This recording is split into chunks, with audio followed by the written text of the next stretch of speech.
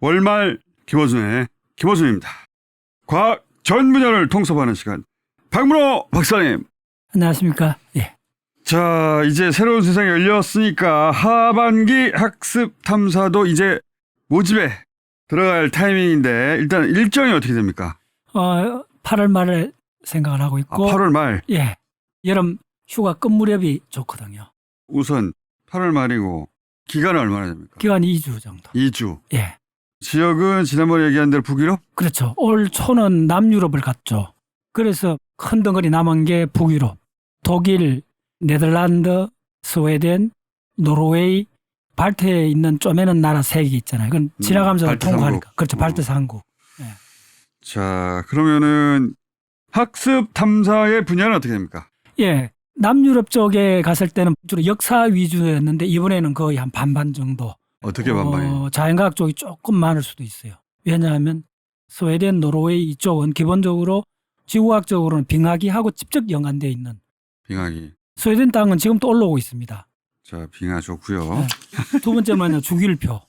주기율표? 예. 오, 이거 어려운 거니까 좋아요. 주기율표에 히토류 원소들을 거의 한 히토류. 10개 정도가 나왔던 그 마을을 갈 겁니다. 히토리움이라든지 뭐 이름들이 그 말 이름에서 나왔어요. 아, 그래요? 예. 지금 히토리가 엄청 중요하잖아요. 왜 그렇게 많죠? 마늘뿐만 아니라 히토리는 굉장히 어렵죠. 양자역학을 다 해야 되는 거고. 아이, 좋아. 예. 자, 그럼 역사는 뭘 합니까? 스웨덴, 노르웨이, 덴마크 이쪽에 있는 선사시대 바이킹 시대로 연결되면서. 아니, 박사님, 바이킹 너무 재밌을 것 같아요. 아, 조금만 그래. 하세요. 왕조 이름 외우는 거 이런 거 없습니까? 있죠. 스웨덴하고 러시아의 북방전쟁, 그건 한 뭐 14까지 이르는 아주 긴 전쟁이 있습니다. 그거 다 암기해야 돼요. 왕조 이름 많이 나오는 쪽으로 해주시고요. 네. 바이킹은 너무 재밌을 것 같으니까 조금만 해주세요.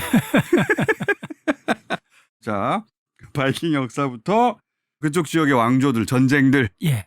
그리고 히토류. 히토류는 산업적으로 중요하지만은 주기율표가 완성되는 과정에 주기율표는 러시아의 맨델레프잖아요. 예. 주기율표에 히토류 해갖고 10개도 넘는 원소가 스웨덴의 그 한 마을에서부터 시작을 해요. 재밌을 것 같은데. 예. 그런 스토리는 재밌어요. 안 예. 돼요. 조금만 해주세요. 그 어려운 거. 어려운 거. 그 히토류가 뭐 주기율표에 막 80번, 90번 이래 막 있잖아요. 그 전자 컨피그레이션 전자적 특징. 특징이. 예. 왜 히토류가 그래 특이한 자석 물질이 됐는가? 우리 스마트폰 속에 쪼매는 자석들은 대부분 히토류를 쓰거든요. 그래서 히토류야말로 지금 가장 핫한 거죠. 재료과학에서는. 히토류가 한 마을에서 나왔다. 이게 너무 재밌기 때문에 예. 이 히토류의 전자적 특징. 공식 같은 거 없나요? 공식이 많죠. 그 전부 다 양자역학입니다. 그리고 히토류가 가장 대표적인 초전조체, 슈퍼컨덕터.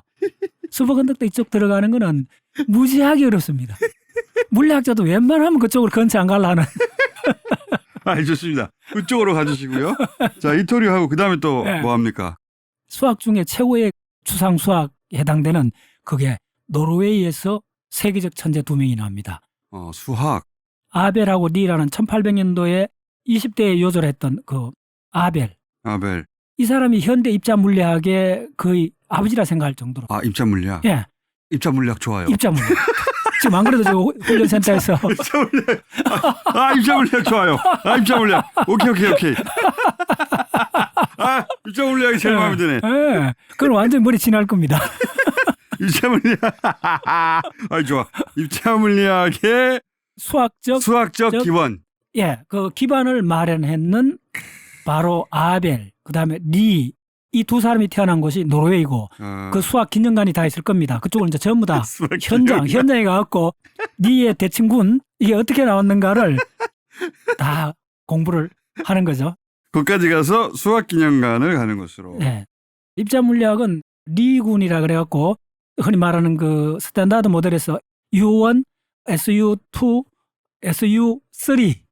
U1은 전자기 상호작용, SU2는 방사성 붕괴, 약한 상호작용. 그다음에 SU3는 쿼크. 쿼크. 이거 다 해야 돼요. 무슨 내용인지 상관없어요. 어렵기만 하면 되니까. 여기 가실 분들은 공부를 꽤 좋아해야 되겠는데? 그렇죠. 예. 그렇죠. 뭐 그리고 역사는 이번에 네덜란드에 가서 근대 자본주의 청어하고 은행 시스템 그것도 하고 그 다음에 독일은 핵심 뭐냐면 양자역학의 본산지 예, 게팅겐 대학을 갑니다. 이번에 양자역학하고 입자물리학의 그 양자역학. 고향을 찾아가는 겁니다. 아, 이런 건 좋아요. 양자역학. 이거 예. 들어도 이해 안 가는 양자역학. 양자역학. 그리고 입자물리학의 수학적 기원. 이거 듣고 이해할 수가 있겠나? 못하겠지. 예. 물론 가기 전에 한 달 반 동안 이제 또 책을 한 7, 8권 해야죠. 역사 절반, 자연과학 절반 정도. 예. 원자 모델은 대부분 영국 캠브리지 캐벤디시 랩에서 노벨상이 한 30명 나왔던 그쪽에서 얼추 완성이 됐고 거기 닐스 보아까지 이제 그런 계열인데 우리가 잘 아는 하이젠버그나 파울리 쪽으로 넘어가면 이쪽은 뭐냐면 게팅겐 대학입니다. 게팅겐 대학의 20세기 최고 수학자가 힐버트가 있었거든요. 그 힐버트를 아인슈타인이 찾아갑니다. 네. 아인슈타인이 중력장 방정식을 완성하는 그 과정에 수학적 도움을 받기 위해서 아인슈타인이 거기 가서 한 달 정도 머물면서 강의를 해요. 그 강의를 들으면서 수학자인 힐버트가 아인슈타인이 찾으려 하는 중력장 방정식을 아인슈타인보다 좀 더 먼저 논문을 제출해 버립니다. 그런데 과학사에서는 일반 상대성 이론의 지적재산권은 아인슈타인에 두는 이유가 뭐냐면 아인슈타인은 그걸 10년 동안 팔로우를 했거든요. 물리적으로. 근데 그걸 수식으로 완성하는 과정에서 너무 힘이 들은 거예요. 그래서 그때 글로 간 거예요. 그게 게팅겐 대학입니다. 게팅겐 대학의 수학하고 물리과 힘을 합쳐갖고 우리가 아는 양자역학이라는 하이젠베그 행렬역학이라든지 모든 양자역학의 고급 과정은 바로 게팅겐 대학에서 만들어집니다. 반드시 가야 되는 거예요. 그러니까 거기 좋아요. 예. 예. 아주 코스가 마음에 드네요. 수학박물관 가고 양자역학, 입자물리학에 대해서 짚어보는 거 아닙니까? 그렇죠. 이해할 수 없을 거예요. 예. 몇 명 정도 생각하십니까? 40명에서 50명 정도. 대형 버스 한 대로 움직이면 딱 편하니까. 지난번에 44명 갔더니 자리가 좀 괜찮더라고요. 우리나라 버스하고 조금 달라요. 우리나라 그 버스는 40명 정도잖아요. 유럽에 있는 버스들은 한 20%더 커요. 그렇게 돼 있습니다. 예. 저는 이번에도 못 갈 것 같기 때문에 쌤통이다. 특히 그 노르웨이의 아벨하고 리 그 유적지를 찾아가 보는 거는 지금 우리가 가장 그 최첨단이 뭡니까? 양자 컴퓨팅이잖아요. 양자 컴퓨팅까지를 이해하는 출발점이 바로 수학에서는 그 두 사람입니다. 노르웨이. 아, 그럼 피오르드 해안 이런 데는 안 가는 겁니까? 아, 물론 그걸 가죠. 그런 데는 다 가기도 다 가고 가는데 지질학적으로. 자연풍광이나 혹은 뭐 현재 역사도 탐방하긴 하지만 절반은 역사고 절반은 자연과학이다. 예, 아주 균형이 이분이 괜찮아요. 예. 그리고 이제 또 그 빙하 시대를 리얼하게 볼 수 있는 데가 스웨덴 이쪽 가면 있거든요. 3년 전에 이베 세계 테마기행에 아이슬란드를 24일간 갔다 왔잖아요. 그때 그 스웨덴하고 이쪽 노르웨이 자료를 다 조사를 했어요.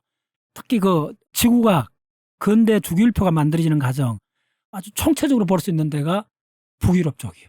네, 주기율표를 주기율표를 공부하기 위해서 북유럽으로. 그다음에 또 이어서 이제 또 공부 관점에서 큰 욕심은 이제 러시아가 큰 나라잖아요. 러시아 역사를 다른 측면에서 볼 수 있는 게 발틱 삼국하고 특히 스웨덴하고 싸웠던 북방 전쟁. 스웨덴, 노르웨이, 덴마크라는 사회복지 국가들이 어떻게 출현했는가를 이해하는 것은 러시아와의 전쟁사를 통해서. 전쟁이죠. 거기 이제 인물도 많이 나오니까 외울 게 많겠네요. 그렇죠. 네. 그게 또 특히 30년 전쟁 기점으로 해갖고 독일하고 어마어마하게 싸웁니다. 독일도 하나의 나라로 통일되기까지는 공국들이 많잖아요. 공국들이 300개가 넘습니다. 아이 좋아. 그거 다 해야 돼요. 자, 8월이니까 6월 달부터 모집을 해야 되겠네요. 예, 월말에서 공지를 할 겁니다. 알겠습니다. 자, 이달 말부터 공지하는 것으로 하고, 자, 오늘 주제는 뭡니까 그러면? 오늘 주제는 이제 입자 물리학으로 예비 공부로 입자 물리학. 입자 물리학으로 가는 전체 흐름이 어떻게 되는가를 아이고. 빨리 하면 1시간 만에 요약할 수 있습니다. 아이고, 오늘 어려운 주제네. 난 이거는 역사가 많기 때문에 괜찮습니다. 오늘 그러면은 공식은 하지 마시고요. 예, 공식 없어요. 사람 얘기를 해주세요. 좋아요. 공식은 여기 학습 탐사 가는 탐사 사람들한테. 예. 저희는 그냥 사람 이야기로 해주세요. 사람 이야기. 좋아요. 자, 입자 물리학 어떻게 네. 시작됐느냐. 자, 크게 세 가지 독립된 흐름이 있었다. 어떻게 있는 겁니까? 첫 번째 수학자 그룹이 있고 또 한 그룹은 실제로 실험 도구를 해갖고 하는 그룹. 대표적인 게 영국의 캠브리지 대학에 있는 캐빈디시 랩. 이 랩에서는 원자 모델을 50년에 걸쳐서 완성을 합니다. 그 과정에 노벨상이 10명 이상 나왔다 보시면 돼요. 실험하는 학자들. 실험을 학자들. 그 실험의 도구는 주로 뭐냐면 유리관입니다. 전자총 아시죠? 예. 전자를 쏘게 갖고 유리관 안에서 스크린에 부딪히게 한 게 텔레비전이 됐잖아요. 네. 톰슨이 전자를 측정을 했는데 전자는 전기량이 있고 질량이 있잖아요. 네. 그 두 개를 동시에 측정을 할 수가 없어요. 그 비를 알았던 거예요. 그러니까 TV 브라운관 같은 데서 자석을 걸어갖고 전자선이 나가는 게 휘어지는 포물선을 계산을 해갖고 전하량하고 질량의 비를 인류 최초로 찾아낸 거예요. 그래서 이제 브라운관이 이렇게 둥글게 생겼잖아요. 예. 간단히 생각하면 옛날에 브라운관 요 한쪽 끝에서 마이너스 전압을 걸면 전자는 마이너스이기 때문에 마이너스 밀어내잖아요. 그러면 금속판에서 전자가 튀어나와갖고 반도쪽에 플러스 전구를 걸어주면 글로 달려가겠죠. 그렇죠. 그 타켓에 형광물질을 붙여놓으면 전자가 충돌하면 빛을 내겠죠. 예전에 브라운관 텔레비전. 브라운관이죠. 예. 그 연구가 원자론을 가는데 첫 번째 중요한 연구입니다. 됐죠. 오케이. 실험실에 학자들군이 있었고. 그렇죠. 이론 수학자들이 있었고. 또 한 군이 어디입니까? 또 한 군이 누구냐 하면 불란서 중심을 해갖고 퀴리 부인 들어보셨죠? 퀴리 예. 광석을 만지는 그룹이 있었어요. 돌, 광물. 1900년 넘어오면서 전구가 만들어지고 철도도 깔리고 산업혁명 막 무기도 굉장히 정교해지잖아요. 이때 이제 식민지 쟁탈전에서 가장 중요한 게 뭐냐면 광산 개발이잖아요. 예. 무기를 만들어야 되니까 금속이 필요하잖아요. 그래서 광물을 탐사하다가 불이다, 을이다, 금이다 이런 거 다 알려졌는데 옛날부터 하다 보니까 이상한 어떤 광물이 있는데 광물은 어떤 성질이 있나 하면요. 많은 광물들이 덩어리져 갖고 그러니까 혼합되어 있는 상태로 돼 있어요. 그런데 피치플랜드란 광물이 나왔어요. 피치플랜드. 예. 금틱한 돌덩어리 같은데 이걸 이제 온갖 산으로 녹여보면 그 속에서 많을 때는 한 10개 정도 금속이 나오는 거예요. 그러니까 제국주의 수탈 시대인데 처음에는 알려진 광물을 채취하다가 그 과정에서 예. 새로운 광물들을 이제 발견하게 되고 그렇죠. 그게 뭔지 연구하는 광물 학자들이 있었다. 그걸 야금학자라 그래요. 야금학자. 인류에 도움이 되는 예. 광물일까 아닐까를 구분하기 위해서 이제 학자들이 그렇죠. 굉장히 실용적인 학문이었어요. 그때는. 그렇죠. 우리한테 필요한 거는 금이다, 은이잖아요. 그렇죠. 그다음에 이제 전기가 발견되면 구리가 필요하잖아요. 구리 강산이 굉장히 중요해진 거예요. 그런데 구리 강산만 해도 온갖 광물 속에 섞여 있는 거거든요. 어떤 돌덩어리가 있으면 구리가 그 속에 한 5%밖에 없는 거예요. 그러면 그걸 꺼내려면 녹여야 되잖아요. 바위를 쑤고 금속 찌꺼기들이 나오는 걸 산으로 녹여보면 금속들이 분류가 돼요. 순수한 구리를 분류를 해내는 거예요. 근데 찌꺼기를 옛날에는 버렸는데 주길표가 나오면서부터 찌꺼기에도 또 독특한 원소가 있을지 않을까 하는 연구 붐이 바로 1800년도부터 전 유럽에 확산돼 가기 시작했던 거예요. 이미 알려진 돈이 되는 금속을 추출하는 과정에서 생기는 부산물들 예. 얘네들 중에서 뭔가 돈이 되는 도움이 되는 게 있지 않을까 하고 학자들이 달라붙었는데 그 사람들을 야금학자라고 했다. 예. 이론 수학자, 실험학자들 그리고 야금학자들. 예. 이 세 사람들이 각자 모르고 살았었던 거예요. 그때는 그런 학자를 뭐라 불렀냐면요. 박물학자라 불렀어요. 지금 우리가 자연과학자라 부르듯이 그때는 무슨 생물학, 지질학 뭐 이런 것들이 엉겨 붙어 있었어요. 학문이. 식물학, 동물학, 지질학 이런 모든 학문을 한꺼번에 부르는 이름이 박물학이라 불렀고. 왜 박물이라고 했죠? 늘물학자.